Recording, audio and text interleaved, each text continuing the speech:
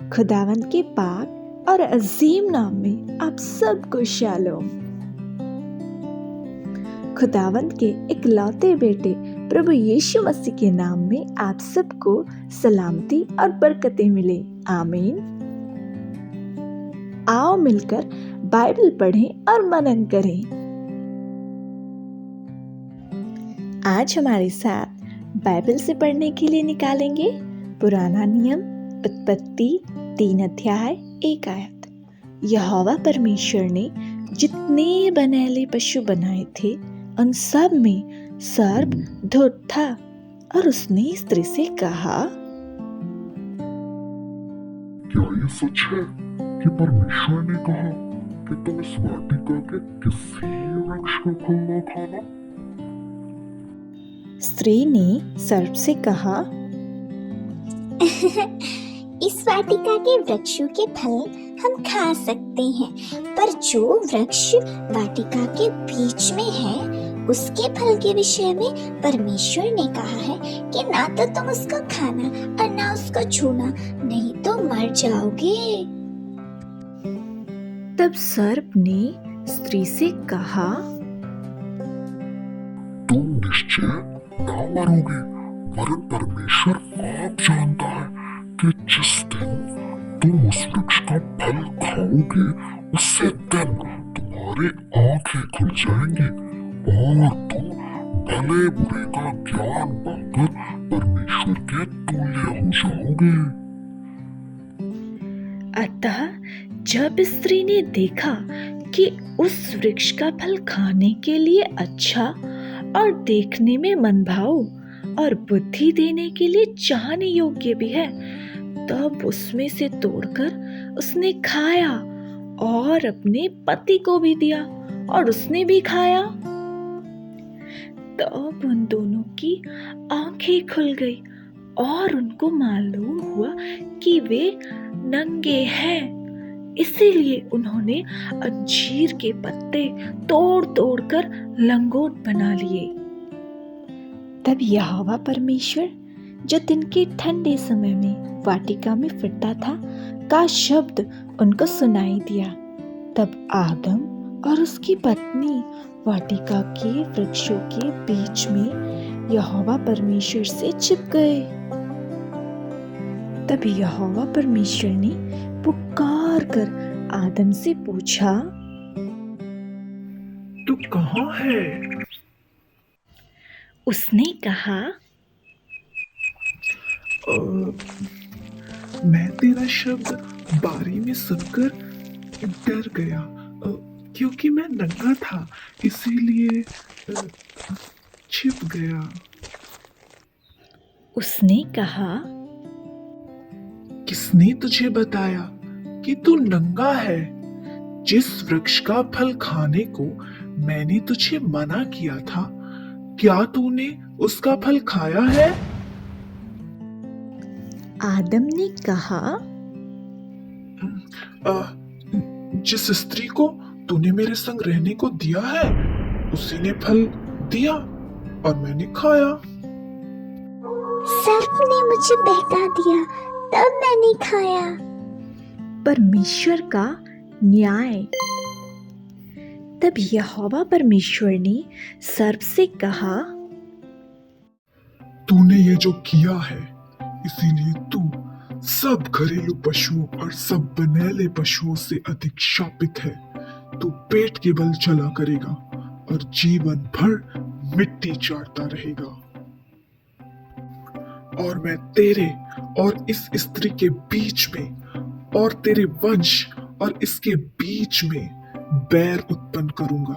वो तेरे सिर को कुचल डालेगा और तू उसकी एड़ी को डसेगा।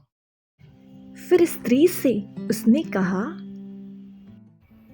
मैं तेरी पीड़ा और तेरे गर्भवती होने के दुख को बहुत बढ़ाऊंगा और तू पीड़ित होकर बालक उत्पन्न करेगी और तेरी लालसा तेरे पति की ओर होगी और वो तुझ पर प्रभुता करेगा। और आदम से उसने कहा, तूने जो अपनी पत्नी की बात सुनी और जिस वृक्ष के फल के खाने के विषय में मैंने तुझे आज्ञा दी थी कि तू उसको ना खाना, उसको तूने खाया है। इसीलिए भूमि तेरे कारण शापित है। तू उसकी उपज जीवन भर दुख के साथ खाया करेगा और वो तेरे लिए कांटे और ऊंट कटारे उगाएगी, और तू खेत की उपज खाएगा और अपने माथे के पसीने की रोटी खाया करेगा, और अंत में मिट्टी में मिल जाएगा, क्योंकि तू उसी में से निकाला गया है। तू मिट्टी तो है और मिट्टी ही में फिर मिल जाएगा।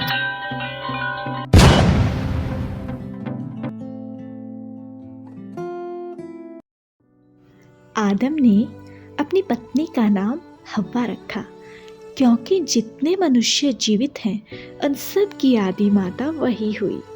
और यहोवा परमेश्वर ने आदम और उसकी पत्नी के लिए चमड़े के अंगरखे बनाकर उनके पहना दिए।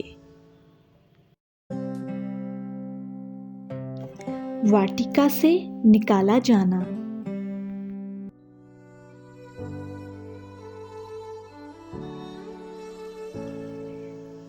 फिर यहोवा परमेश्वर ने कहा,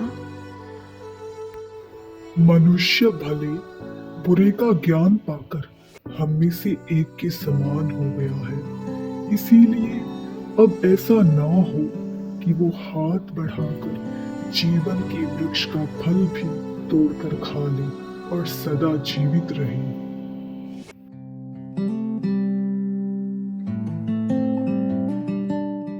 इसीलिए यहोवा परमेश्वर ने उनको अदन की वाटिका में से निकाल दिया कि वो उस भूमि पर खेती करें जिसमें से वह बनाया गया था।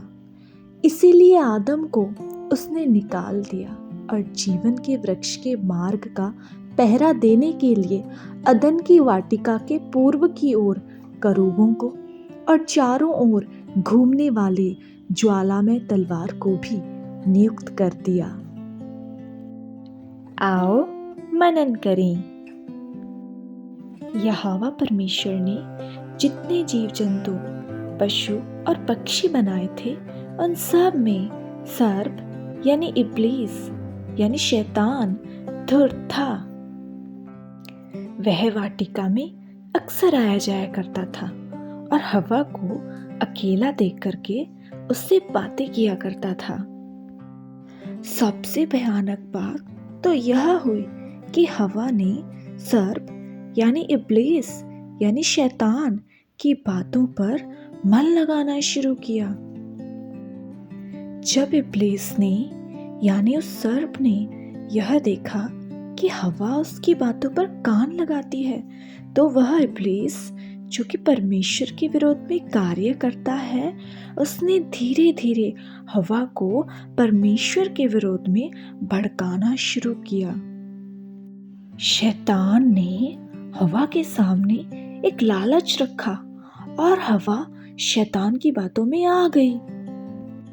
हव्वा को शैतान की बातों का इतना असर हुआ कि जो वचन उसे अपने पति के द्वारा मिला था, जो कि परमेश्वर ने उनको दिया था कि तुम उस वृक्ष का फल ना खाना नहीं तो मर जाओगे, वह उस वचन को भूल गई। अब उसे वह फल देखने में मनभाऊ, बुद्धि देने वाला और चाहने योग्य लगने लगा, और उसने उस फल में से तोड़कर खाया और अपने पति को भी दिया और उसने भी खाया। फल खाते ही दोनों की आंखें खुल गई और उनको मालूम हुआ कि वे नंगे हैं। वो आदम और हव्वा जो पवित्र थे और अब तक कोई भी पाप नहीं जानते थे, अब उनको एक दूसरे में बुराई नजर आने लगी थी। वो दोनों एक दूसरे से और अपने आप से भी छिपने लगे और उनको बहुत ग्लानि महसूस हो रही थी, क्योंकि उन्होंने परमेश्वर के वचन को तोड़ दिया था। इस वचन में हम देखते हैं कि जो भी परमेश्वर पिता की आज्ञाओं को और उनके वचनों को, जो कि उन्होंने हमारी भलाई के लिए हमको दिए हैं तोड़ता है, उसको शर्मिंदगी और ग्लानि सहनी पड़ती है। रोज की तरह इस दिन भी परमेश्वर दिन के ठंडे समय में वाटिका में घूमने और आदम और हवा से मिलने आए। परमेश्वर की आवाज सुनकर वो दोनों पति पत्नी वाटिका के वृक्षों के बीच यहोवा परमेश्वर से छिप गए।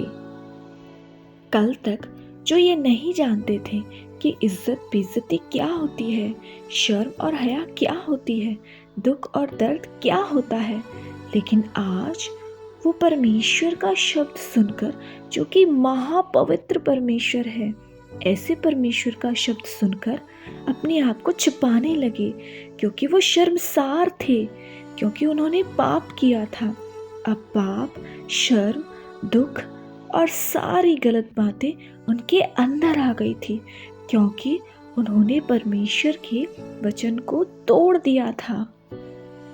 जब परमेश्वर ने उनको पुकारा तो वो छुपे, और जब परमेश्वर ने उनसे छुपने का कारण पूछा तो वे एक दूसरे पर दोष लगाने लगे।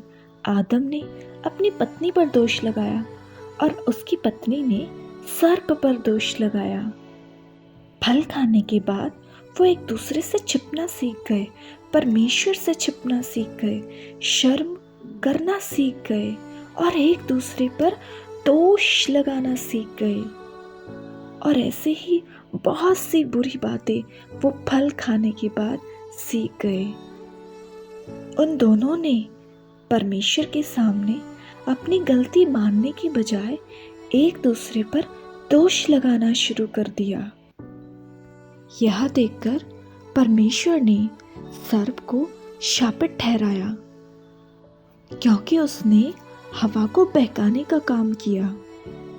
परमेश्वर ने सर्प से कहा कि मैं तेरे और इस स्त्री के बीच में और तेरे वंश और इसके बीच में बैर उत्पन्न करूंगा। यही कारण है कि इस संसार में आज तक अच्छाई और बुराई में जंग है। परमेश्वर की आज्ञा ना मानने के कारण ही स्त्री के जीवन में पीड़ा, गर्भवती होने के दुख और बहुत से दुख आए। और आदम, जिसने परमेश्वर की आज्ञा ना मानकर अपनी पत्नी का कहना माना, उसके जीवन में भी बहुत से दुख, बहुत से शाप आए और भूमि उसके कारण शापित हो गई। परमेश्वर की आज्ञा ना मानने के कारण ही आदम और उसकी पीढ़ी के जीवन में दुख, परेशानियां, मेहनत, पसीना और मृत्यु आए। दोनों पति पत्नियों को परमेश्वर ने अदन की वाटिका से बाहर निकाल दिया, उस वाटिका से जहाँ परमेश्वर ने आदम और हव्वा के लिए सब सुख सुविधाओं के लिए चीज़ों को बनाया था। अब उनको उस वाटिका में रहने का अधिकार नहीं था, क्योंकि उन्होंने परमेश्वर की आज्ञा ना मानकर पाप किया था।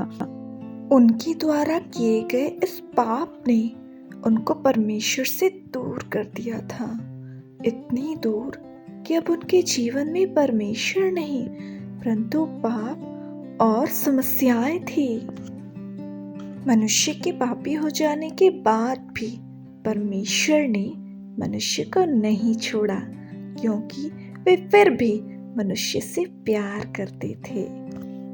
आदम और उसकी पत्नी को परमेश्वर ने अदन की वाटिका से बाहर निकाल दिया और उस भूमि पर भेज दिया जिससे उसको बनाया गया था, ताकि वो उस भूमि पर खेती करे, मेहनत करे, खून पसीना बहाए और खून पसीने की रोटी खाया करे। और अदन की वाटिका में लगे हुए जीवन के वृक्ष के चारों ओर पहरा देने के लिए करूबों और घूमने वाली ज्वालामय तलवार को परमेश्वर ने नियुक्त कर दिया, ताकि कोई उसको छू ना पाए। और ऐसा ना हो कि मनुष्य जो दुख सुख भोगी बन चुका था उस वृक्ष के फल को तोड़कर खाए और हमेशा जीवित रहे और हमेशा दुख में, पीड़ाओं में पड़ा रहे। आदम और हवा ने गलती करने पर भी परमेश्वर के सामने पश्चाताप नहीं किया और ना ही माफी मांगी। आदम हवा और उसकी पीढ़ियों के जीवन में और क्या क्या हुआ था, हम इसको अगली वीडियो में पढ़ेंगे। तब तक के लिए आप हमारी वीडियो को लाइक करें, चैनल को सब्सक्राइब करें और इस वीडियो को अपने मित्रों और रिश्तेदारों के साथ शेयर करें। अब हम अगली वीडियो में मिलेंगे। परमेश्वर आपको बरकत दे, हम यही प्रार्थना करते हैं। God bless you all.